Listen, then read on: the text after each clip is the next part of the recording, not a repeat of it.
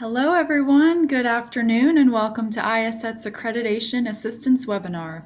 My name is Alexa, ISET's Accreditation and Training Coordinator, and I'm pleased to be your host for today. Please note that this webinar is being recorded. Before I pass on the presentation to our presenters, I'd like to take you through some key features of our Zoom platform in order to help you make the most of your experience today. The Zoom webinar control bar is located at the bottom of your screen. You can use the different buttons to control your Zoom webinar experience. On the far left, you will find a button to control your audio settings. If you need to adjust how you are listening to the webinar, click the caret pointing up to expand the menu and change your listening options. The second button from the left will open the chat box. Here you can interact with other attendees, staff, and even the presenter. If you just want to communicate with the panelist, the presenter, or staff, change the recipient to all panelists. Chatting with all panelists and attendees will display your name. Feel free to give it a try, open up the chat box, and say hi to everyone. The middle button allows you to raise your hand. During the Q&A, you can raise your hand and we can unmute you so you can ask your question verbally. We might also use hand raising for a quick straw poll. Go ahead and give it a try and raise your hand now. And I'm seeing those messages pouring in the chat. I'm seeing people's hands being raised. It looks great. Thank you all. During the webinar, feel free to use the Q&A module to ask your questions. At the end of the presentation, we will moderate the questions and ask them verbally to the presenters. Keep in mind, if you don't get an answer to yours right away, we have not forgotten you. We are just saving it until the end. To send in your question, type it into the chat box and hit the send button. Other attendees will be able to see your question, so if you want to protect your identity, be sure to click the Send Anonymously checkbox. If the host or panelist answer your question via the Q&A box, it will appear below the question. Remember, sometimes questions are saved for the end of the presentation. Finally, if you need to leave the webinar, just use the Leave button to quit. So now that you're prepared to engage, I'd like to take the time to introduce your presenters for the session. On the line with us today are Dr. Karen LaMarche, ISET's Director of Accreditation and Training, and Lori Schneider, one of ISET's lead reviewer commissioners. As a staunch advocate for quality continuing and professional education, Karen LaMarche is passionate about her role as ISET's Director of Accreditation and Training. Previously, she served as chair of the ISET Commission and has facilitated national workshops to help applicants establish quality practices. She earned an engineering degree from Georgia Tech and not only a master's but also a doctorate in adult education from the University of Georgia. She has held several esteemed positions in universities, boards, and committees, and has consulted with entities to help them offer quality education programs. Lori Schneider is a seasoned talent development professional with experience building programs that meet business objectives. That is, growing leaders, improving performance, and increasing engagement, all built on best-in-class structure. She helped her organization create a corporate university which first achieved ISET accreditation back in 2009. She has over 18 years of experience in corporate, higher education, nonprofit, and research. Not to mention, she is an ISET commissioner and lead reviewer as well. So now that we have all the administrative information out of the way, let's get into the point of why you are here and learn about the process to becoming an ISET accredited provider. Welcome, Karen. Thank you, Alexa. And we are so glad that all of you are here today. Thank you very much for your attendance and for your attention. As part of ISET's mission to improve the quality of continuing education and training worldwide through accreditation, we bring you this webinar each month as an opportunity for you to gain an understanding of the application process, as well as to allow you the opportunity to ask a commissioner some of your questions. This webinar supports the ISET mission in providing you with the information you need to make a decision about accreditation with ISET. When an organization becomes an accredited ISET CEU provider, they also get one more thing, a competitive edge. With IACET Continuing Education and Training Accreditation, you can tell the world your company is committed to best practices in adult learning and professional training, and that it has successfully mastered IACET's rigorous accreditation process. IACET offers workshops, webinars, downloadable and printed resources, industry research, and more to organizations pursuing training, reaccreditation, continuing education benchmarking, and process improvement. We guide learners to accredited providers. Our continuing education and training connection newsletter and other resources provide the general public and accrediting bodies with continuing education and training information. We want to foster a greater understanding of the ANSI IACET standard. By the end of this webinar, you will be able to identify the steps of the AP application process, as we will walk you through all the steps involved in accreditation. You'll be able to list the document requirement types for the initial and renewal application. We'll give you a description and a couple of examples of each type of document. You'll be able to identify the location of additional resources available to applicants. We'll show you where you can find more information on the IACET website. You'll be able to plan for next steps in the application process. We encourage you to take a moment at the end of this webinar to jot down next steps for you and your organization. To be clear, these learning outcomes are provided to also exemplify that any learning event should have learning outcomes that are compliant with the IACET standard and that they are SMART: specific, measurable, achievable, realistic, relevant, and time-bound. Now let's take a moment to look at the fees. The standard and application are bundled together, and those are available on the website for $495. The application fee and annual membership fee for the initial application is due upon submission of your application in the online portal. The initial application fee is $4,290. The fee for the reapplication is reduced to $3,275. The annual membership is $1,095. If you would like your application expedited, you can elect to pay an additional $1,650. The application fees include the staff review, the initial and subsequent reviews by 2 IACET commissioners. If a third review is required, there is an additional fee of $450. We'll talk about that third review as we progress in the webinar. There are 9 categories within the application, and each category has at least one element associated with it. For each element, you'll find guidance given in the application to help you understand what you must submit.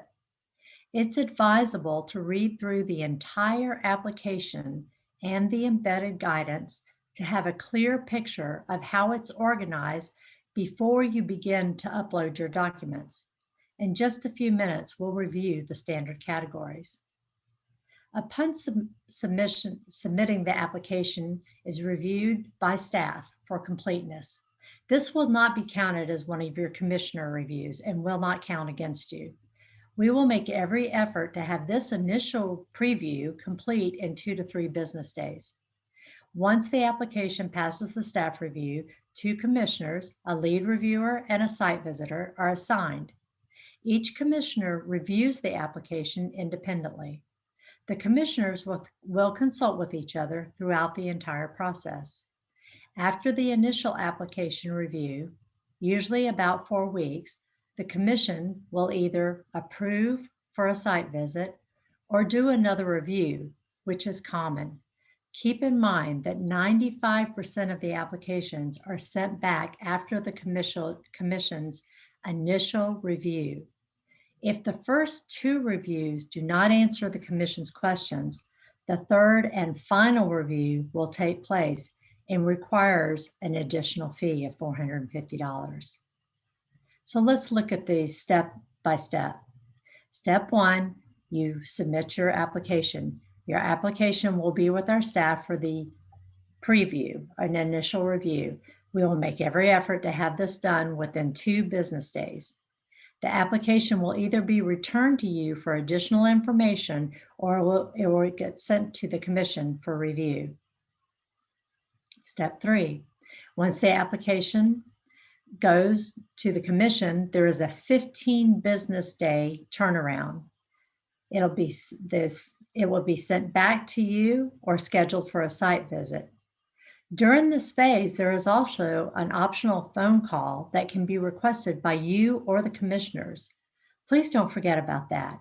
Before you resubmit the application to the commissioners, you may request to talk with them about anything in which you need further clarification. Step 4, most likely the application will be sent back to you in step 3. If that happens, then in step 4, you will have an opportunity to revise and amend the application, add some additional information before the second submission to the commissioners. The second submission review will take less time.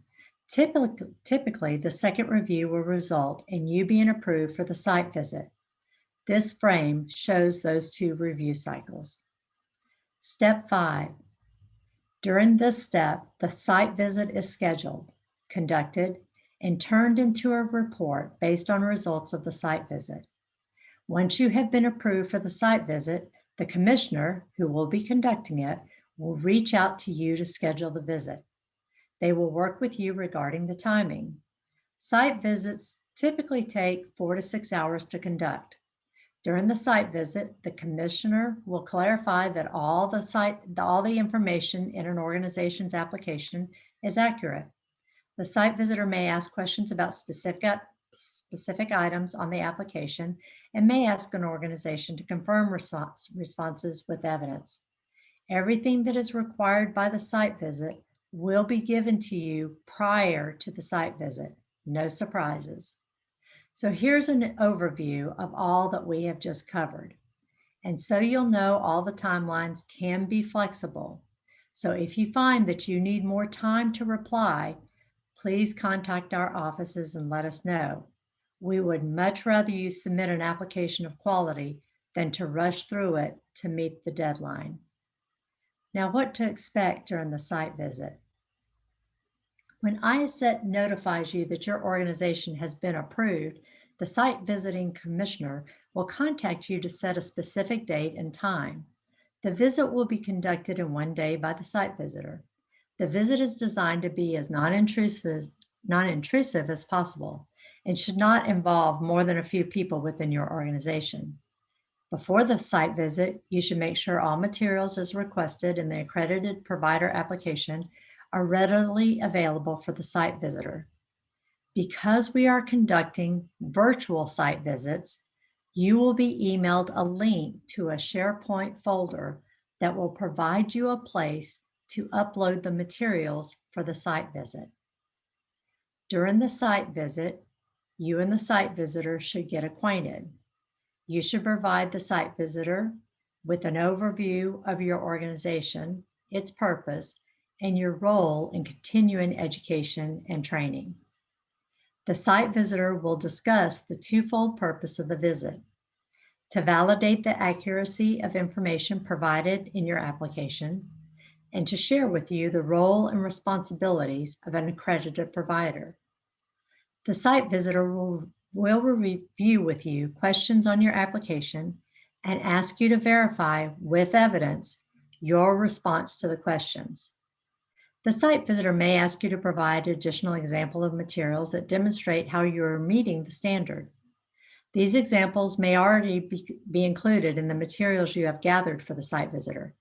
Keep in mind, the site visitor is attempting to ascertain whether your organization is following the ANSI IACET standard. The site visitor has been trained to gather evidence to support your adherence to the standard.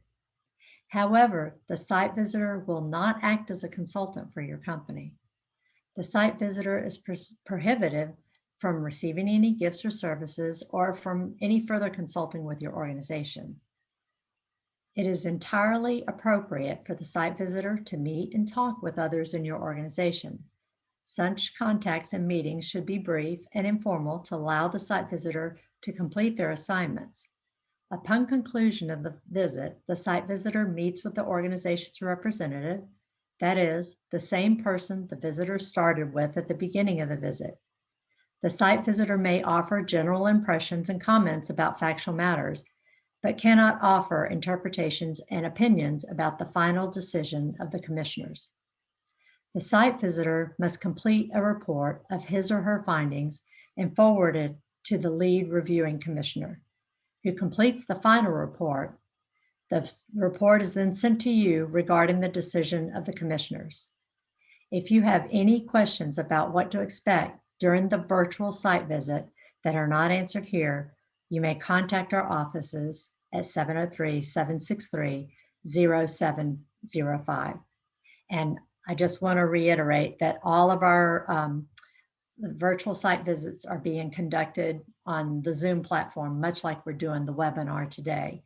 And we do have our cameras on, and it's just a very face-to-face conversation that we have with you during our site visits. The IASSET standard consists of 9 categories.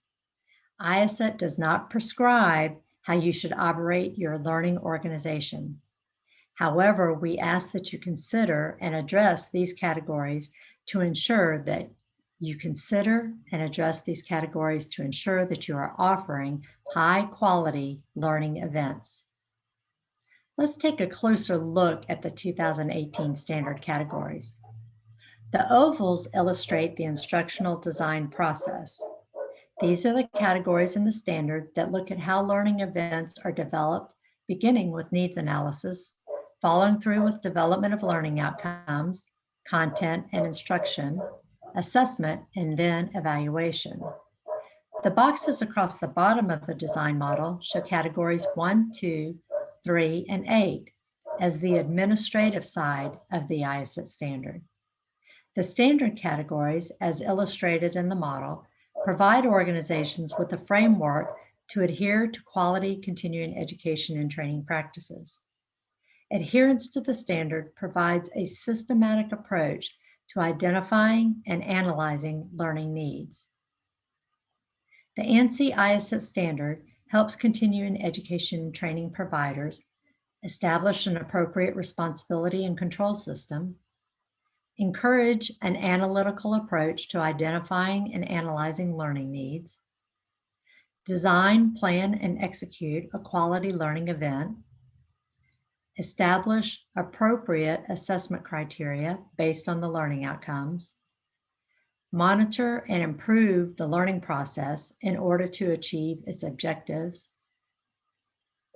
And the ANSI IASSET standard also emphasizes the importance of continually reviewing and improving education and training to ensure the development of quality programs that meet consumer needs.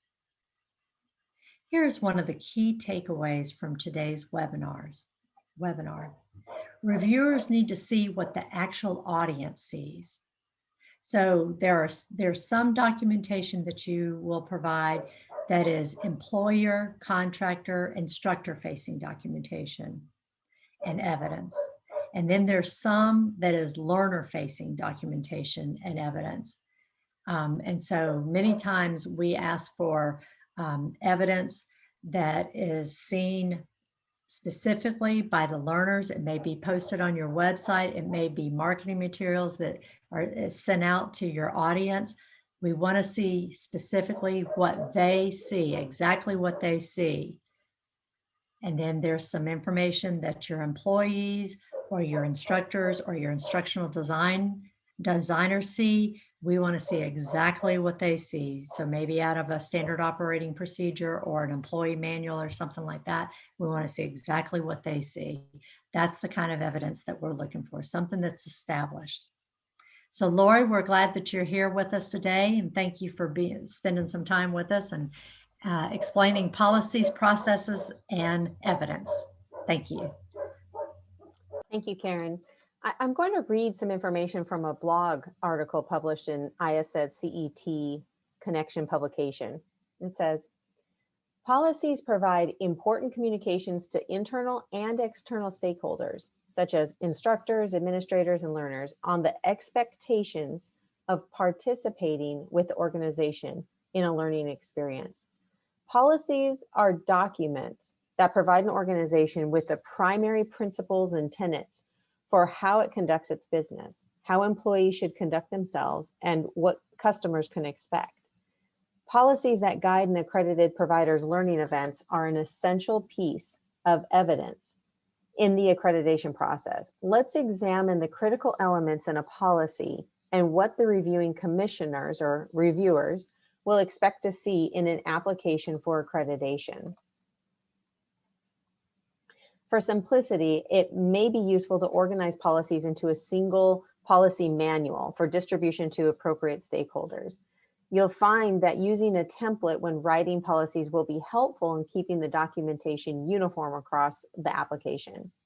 Policies should be written into the fabric of the organization and not just written for this application. Dates of adoption or revision should be included. So the policy should be current, and the form should capture the dates for any changes to the policy. The reviewers need to see that a policy has been in place for at least 3 months before the application was submitted. An organization should also look at particularly old policies and see if revisions are needed. Looking at the approval or owners. For a policy to carry weight, identify its responsible party on the document. The commissioners reviewing your application will want to see that your organization has identified the person or role responsible for the policy and who enforces it. A good policy will also designate the policy owner if it's different than the approver. For policies to be implemented throughout the organization, all policies should have and maintain high-level leadership buy-in and approval. The policy should include a description. What is the business need for this policy? The description is a narrative that describes the policy and the need for it, the why. The description is not the actual policy, but instead introduces the policy and why it exists in the first place. The description can show the relationship between the policy and the broader organizational mission. The policy provides your organization parameters around how to achieve its mission. In other words, what is the policy trying to accomplish? For example, a policy for hiring qualified personnel, such as in category 3.1a, this is required by the standard. Your policy should include standards and definitions. The core of any policy is articulated by the standards of behavior or service that the policy is describing and enforcing. The goal of the policy is to create uniformity within the organization and is written to guide how employees or contractors are to act. Policies also let customers, clients, and learners know what they can expect from your organization when they attend your learning events. It should also include consequences of non-compliance. The implications of non-compliance are an essential piece to the policy. It's a good practice for policies to include the details for reporting any violations and the consequences of the breach. And as mentioned earlier, who is responsible for enforcement? Length. The policy does not need to be large, overly detailed document. Instead, usually shorter is often better as there's less room for interpretation. However, it's essential to keep in mind that the policy is not the process required to implement. There are several elements that require policies. In the ANSI ISET 2018 standard, categories and elements 1.6a, 1.7a, 1.8a, 3.1a, 6.2a, and 8.6a require policies. The majority of these elements also require supporting evidence that documents and demonstrates how the policies are transmitted to those who are responsible for implementation and adherence. The commissioners also want to see documentation that shows that the learners are informed of the organization's policies that affect their experience with the learning event. For simplicity, it may be useful to organize policies into a single policy manual for distribution to the appropriate stakeholders. You will find using a template when writing these policies are helpful. I know I've repeated this, but it's really important that the policies live in your organization, they benefit your organization, and are not just for the application. That's why it's important to have a policy manual that you use.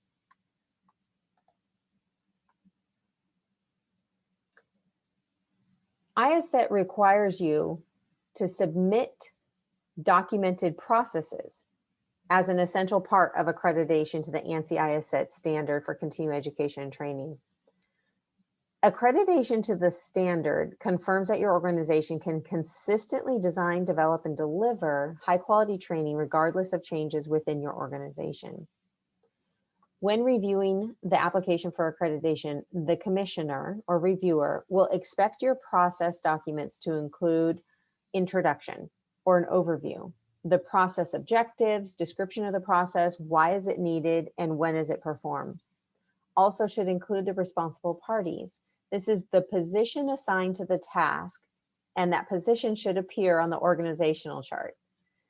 Also, inputs and outputs. What is needed, such as data and information, to be able to perform the steps, and what reports, checklists, or other documentation is produced as a result of following the procedures.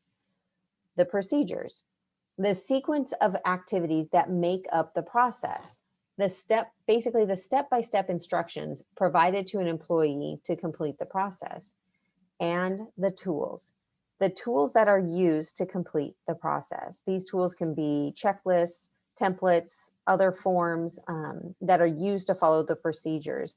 When submitting the application for accreditation, these tools will be completed and also submitted as evidence. Many organizations represent processes in flowcharts. While a flowchart can be a useful part of the document, the process document, for most organizations, it does not contain the level of detail needed by the reviewing commissioners. The flowchart can be a useful overview of the process, but rarely can a flowchart contain the required level of detail alone. It would not be best practice to submit only a flowchart to show the documented process for the application to accreditation standard. The flowchart can be the overview and provide the necessary steps or boxes and to detail in a more narrative style of document.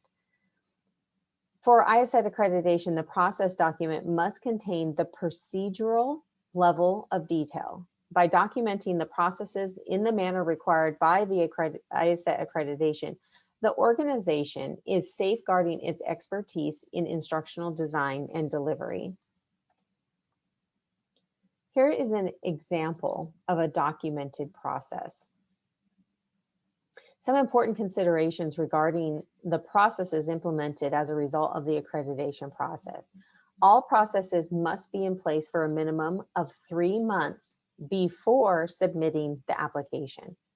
For every process that requires evidence in the application, provide evidence from an actual learning event tied to an actual learner. Names and personal information can be redacted if needed. The IACET required process document is more in-depth and contains greater detail than commonly used in processes required for other certifications or accrediting bodies. The Oxford Dictionary states that a process is a series of actions taken to achieve a particular end, while ISO defines a process as a set of interrelated or interacting activities that transforms inputs into outputs. In many industries, the process document does not detail the step-by-step procedures or give the work instructions that are needed to achieve consistent results. The process should provide the following: who, what, when, how, and with what tools.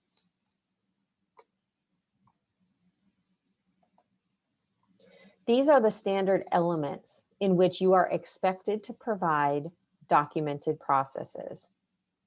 So you can see that there's a lot more than there were with the policies. Now let's talk about evidence. Let me give you a definition of evidence. Evidence shows that policies and processes shared as part of the review process are carried out regularly. And to be able to do this, the evidence must be submitted. The evidence submitted must be actual evidence that was produced during or as a result of the following the policies and processes as described.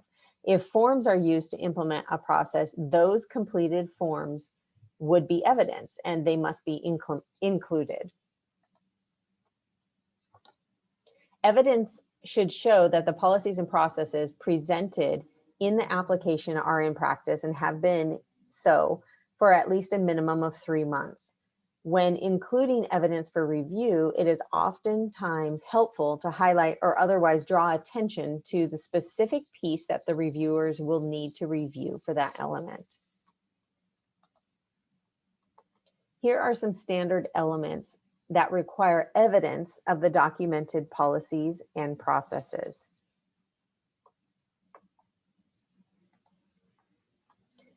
Now let's do a poll. For many of the elements in the application, you must have A, the policy or process, B, proof that you follow the policy or process, C, video of staff following the process, A and B, or B and C. And participants, this is Alexa. I'm about to launch a live poll on the screen, so you can actually go ahead and select which response you feel best represents the answer to the question. And then in just a few seconds, maybe about 5 more seconds, we will go ahead and close the poll and share those results. I'm seeing the percentage of participants increasing. Thank you so much. We'll give you about 3 more seconds. All right, Lori, we've got our responses. Let's go ahead and end this poll and share the results. Oh, A and B, you guys are 100% correct. Good. Yeah, that's exactly right. For many of the elements, you will need both the policy or process and proof or evidence. Let's talk about exemplary courses or learning events. So courses is interchangeable with learning events. ISET accreditation requires the provider to choose as many as 3 courses or learning events that will be used as evidence to support categories 4 through 7. This course will be the basis for additional evidence throughout the application. Throughout the ISET application, you will see the term learning event. It's a term used to incorporate the wide range of course types that can be implemented, and we use those terms synonymously. An exemplary course should be chosen from each methodology used and should have a clear and unambiguous structure. To save time, choose courses for which the provider has already developed documentation. The courses used as evidence should be representative of all delivery methods used by the application's organization. The application could include up to 3 exemplary courses if all delivery methods are used by the organization. Applicants will be expected to choose 1 exemplary course for each delivery method, and these examples should remain consistent. Keep in mind that you'll need to present a course design document for at least 2 learning events. During the site visit, the ISET Commissioner will request documentation and evidence for 3 courses for which the procedures for compliance are being followed. Exemplary courses and delivery methods. ISET classifies delivery methodology into 3 categories: synchronous, asynchronous, and hybrid or blended, which is a combination of the previous 2. Choose exemplary courses that the application requires examples of the learning events from your organization. There should be 1 example from each method of delivery that you use to deliver your learning events. Use the same course or courses throughout the application. Now, in cases of the reaccreditation application, the accredited providers must go through the reaccreditation process at the end of a 5-year cycle meaning your accreditation is effective for 5 years. This process has recently changed and been streamlined and simplified. Much of what will be submitted in the reaccreditation process, in the reaccreditation application, are narratives. During reaccreditation, you will be expected to report any organizational changes within the last 5 years, such as staff changes, mergers or acquisitions, ownership, delivery methods, etc. The site visit is still required with the reaccreditation application. Let me give you some tips for completing the application. Ensure that all policies, processes, and evidence are written in clear, concise, and simple language. Written so that what needs to be done can be easily followed by all reviewers. And describe who is responsible for doing what. Present a consistent, logical framework for action. You also want to ensure that the application is organized. Attachments or evidence must be inserted in the appropriate field of the online application. Highlight PDFs and select excerpts. Make it easy for your reviewer to find the information in your evidence.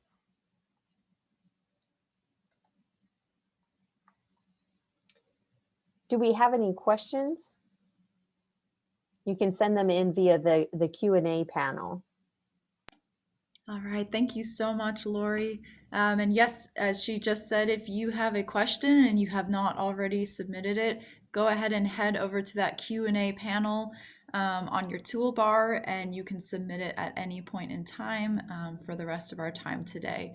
But just to get us started with one question, one person writes, "Our firm is a healthcare consulting firm.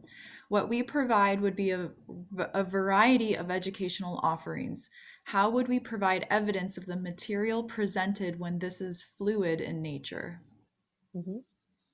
So with any educational offering, there's something that you do at the very beginning in planning it out. Just for people to come, I mean, you're advertising to them, what are you going to cover in this educational offering?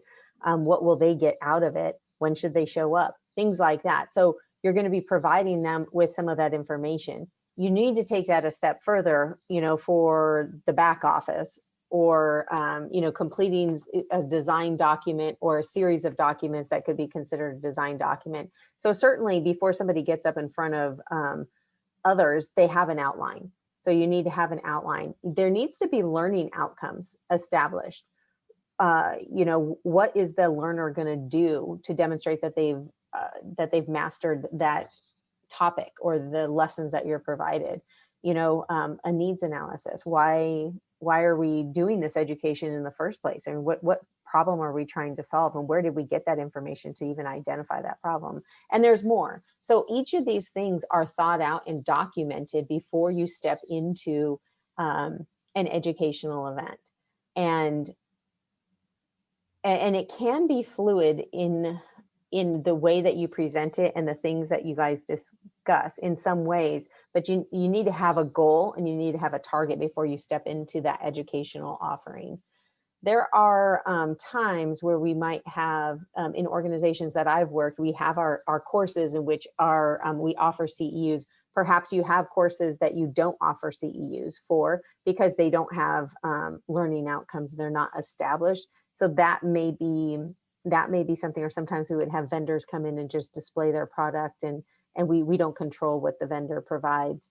And so it's not really a course, it's more of just kind of a discussion or a presentation. And so those things wouldn't really qualify, that's not what we're talking about for a learning event. A learning event is something that's well planned out in advance.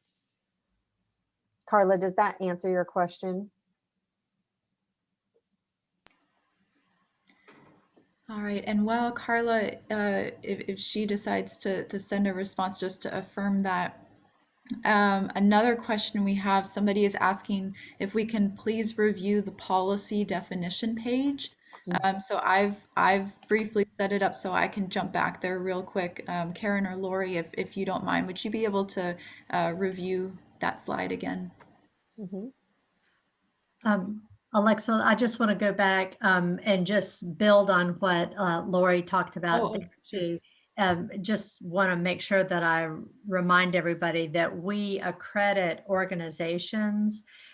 We don't accredit individual courses. We accredit organizations. And like Lori said, when we accredit organizations, we're accrediting their processes, their instructional design processes, and the way that they set up their courses and things like that, especially in instructional design, and the way that they develop and assess their courses and then evaluate and then move into continuous improvement. We don't really accredit courses, individual courses. And so some of the courses that they offer, they may, like Lori said, they may award and offer ISET CEUs, and some of them they may not. But we really, truly only accredit the organizations and not individual courses. So definitely want to make that distinction. And then if you could repeat your other question, because I was thinking a little bit more about that. So Well, actually, she just responded and she says, yes. So for evidence, we would need to provide documentation of courses we have developed. Is that right? yes. Okay, thank you. And then someone else has written in asking to please review the policy definition page or slide.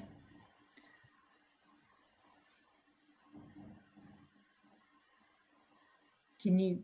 Sure. Policies, they're documents that provide an organization with the primary principles and tenets for how it conducts business, how their employees should conduct themselves, and what the customers can expect.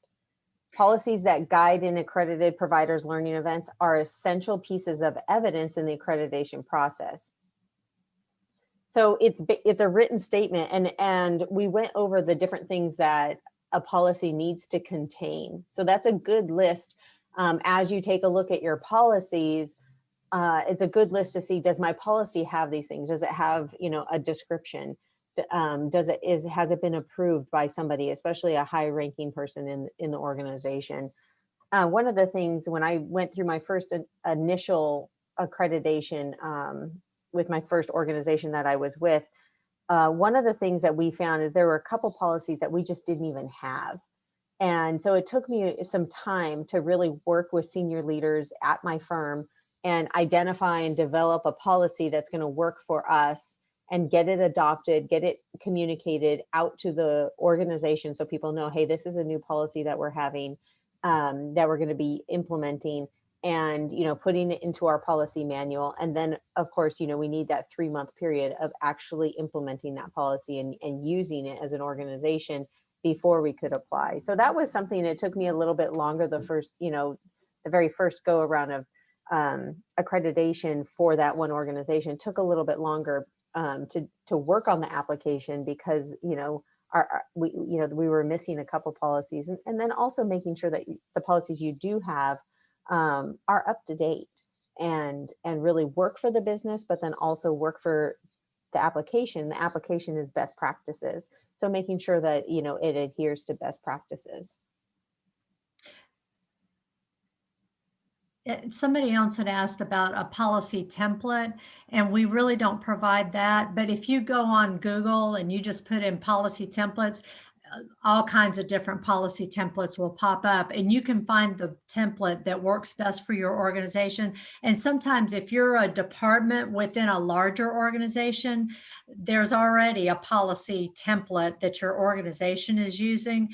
And if a policy has already been established by your larger organization, you don't have to start from scratch and create another policy. You can use the same policy, like an anti-discrimination policy that has already been established for your organization. You can use that same exact anti-discrimination or intellectual proprietary interest or something like that. If that's already been established for your larger organization, you can use that. Or if they have a policy template that you can use for your department, go ahead and use that template. We just want to see some consistent policy forms that address the different issues that we talk about. And that slide, somebody was asking about the slide where we say 1.6, 1.7, 1.8, where we set all the different slides. The document that we were talking about is the application and the standard. the standard ask about, do you have, it said that if you want, quality continuing education and training, the standard requires that an organization have a documented policy for anti-discrimination, for intellectual property rights, for, so there are places in the application. And that particular slide was talking about the various places in the standard and thus in the application where you need to have a policy. And so that's what that slide was talking about. Great, thank you both so much. And then just a quick point of clarification, someone was wondering what document was being referenced in the presentation with 1.6A, 1.7A. Is it the application packet, they ask? Yes. What? Yeah. I mean, that's what I was just talking about, the standard elements. It was talking about the standard elements in the standard. The standard refers to these particular within the category 1.6 in category 1 and in the element 1.6A, that particular element requires a policy. So in the application, that element within category 1, 1.6A requires a policy. So it corresponds in the standard to the application. That's where you're going to have to put a policy and submit whatever your policy is for that particular element. Is there an example of a properly completed application and or deliverables that can be used as support when applying? No, and I think Lori addressed this in part of her presentation, where we do not prescribe how you need to do your business. IASET will never tell you how you need to run your organization. What we do say is, here is the standard for quality continuing education and training. And here are, within each of these categories and within each of these elements, here are the things that you need to address to have quality continuing education and training. So you need to make sure you have the best personnel that you can, the most qualified personnel that you can in your design, in the delivering the training, all of these kind of things. Make sure that you validate that the person taking the training is the person who registered for the training, is the person who you are awarding the CEUs to. Those kind of things. We want to make sure that you have all of these policies, processes, and that you have evidence to support these policies and processes. That's what the application is all about. That's what we're going to ask you about. What is your policy for this? What is your documented process for this? And as Lori told you, it's very detailed, so that if somebody else has to step in and do this process, they're going to be able to step by step go through and perform this process.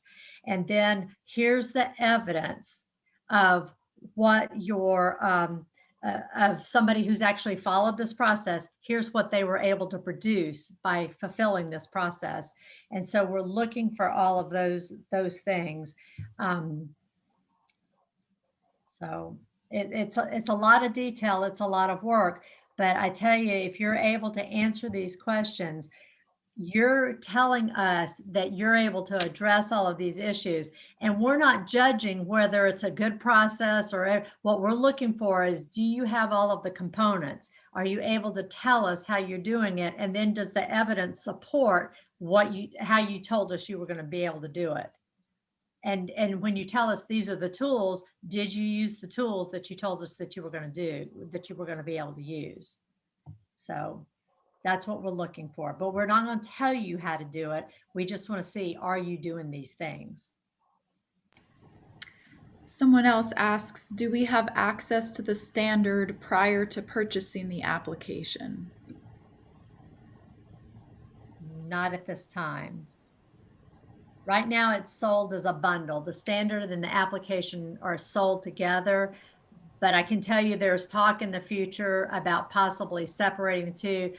And allowing you to purchase the standard without purchasing the application. That's been we've been asked about that before, and there's some discussion about that. So I do want to back up a minute.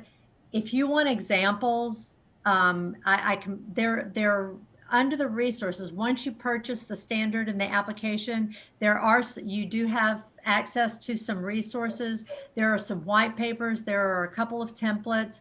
There are some like design documents and Bloom's taxonomy and how to write learning outcomes and things like that. You get access to some tools and some templates and things like that. But I can tell you some of the best resources are the workshops, the accreditation workshops. If you come to a workshop, we've got some 1-day workshops and some 2-day workshops for the intro to IACET accreditation, where you're going to be able to dig deep into each of the categories, into each of the elements. And Jim Cook is teaching those workshops now and just does a wonderful job with those, as far as talking about what are we looking for in each one of those categories and each one of those elements, and what is a good policy here. And you can ask him specific questions about, here's what our policy looks like. Here's what our process looks like. Do we have enough information here? All of those kind of things.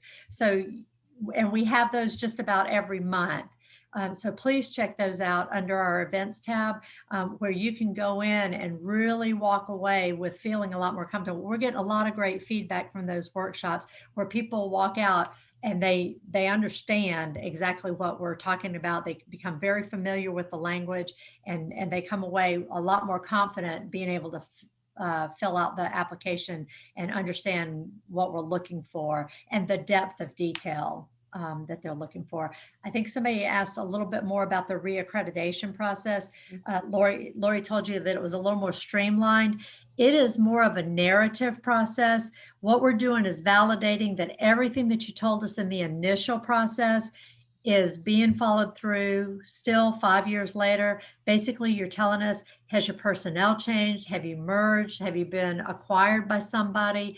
You're telling us if there's anything that has changed in your business, if the organization has changed, if the mode of delivery has changed in any way, if you've taken on maybe a new area of training, anything like that. But then we're also going to say, okay, provide us documentation from 3 of your courses. We're still going to ask for that because we still need to see how you're running your courses. But it's a lot more narrative provided. And of course, we're still going to be looking at your annual reports and have you been submitting those? And we'll go back and look at those to make sure that somebody's been monitoring every year and doing an annual review of your organization. And then tagging along with that for our last question for today, do our previously approved policies need to be included in the reaccreditation application? I don't believe so. Yeah, I don't believe so. Anywhere do we ask that you provide any of your policies. We do believe that you have to be following them. And I will tell you, one of the biggest things, and I think Lori will agree with this, one of the biggest things that we see is because we, IACET, we have to be accredited every 5 years. Sometimes what happens is you get accredited under the 2018, maybe you get accredited in 2020, but we have to go under accreditation in 2023, where your accreditation isn't going to be until 2025. Well, what happened in 2023 is the standard may have changed just a little bit, not a lot, but it may have changed a little bit. You are responsible for keeping up with what changes were made from 23 to 25. So you have to make sure that you're keeping up with, and we send out notifications and we send out information to make sure that you keep up with all of that, so that you know that when you come up for reaccreditation in 2025, you know what changes have been made. So it is your responsibility to make sure that you're keeping up with the standard and any changes. That would be the only thing when you come up for reaccreditation is making sure that you're keeping up with ISET. And that's why we say each year you need to go through your annual review also and make sure that you're still aligned with the current standard, the current ANSI ISET standard. So that's one thing I would add, that you need to make sure you keep up with that. Well, thank you very much, Karen and Lori, for all of your insight and your assistance in answering all these questions. Participants, thank you so much for asking your questions. We just have a few last things to leave you with regarding resources as well as upcoming ISET events. So stay tuned. It is highly recommended that you utilize all resources when working on the ISET application. Once the standard and application bundle has been purchased, you will see that additional online resources become available to you through the Resources tab on the ISET website. There you can find several templates and guidance documents that will help you in writing processes, course design documents, learning outcomes, and many more. As some next steps, this webinar was designed to give you a general overview of the application process. As Karen mentioned, we always recommend that you attend an accreditation workshop to get a more in-depth look at the application and process. And as always, if you have any additional questions that were not answered in today's webinar, please feel free to contact our office. Our information will be on the last slide coming up here in just a bit. In terms of some upcoming events, in addition to accreditation assistance webinars, ISET is pleased to provide high-quality professional development webinars. Our next one is tomorrow on the virtual learner and knowledge transfer, presented by Rothwell and Associates. You can find out more information on our website or in upcoming newsletters for the rest of the year.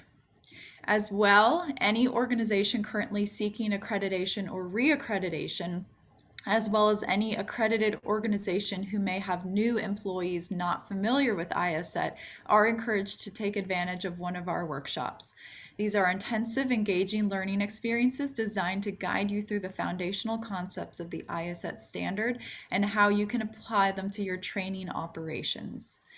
The Reaccreditation Readiness Workshop will focus on documentation for reaccreditation, and it's great for those who are already familiar with the 2018 standard and need to prepare for reaccreditation.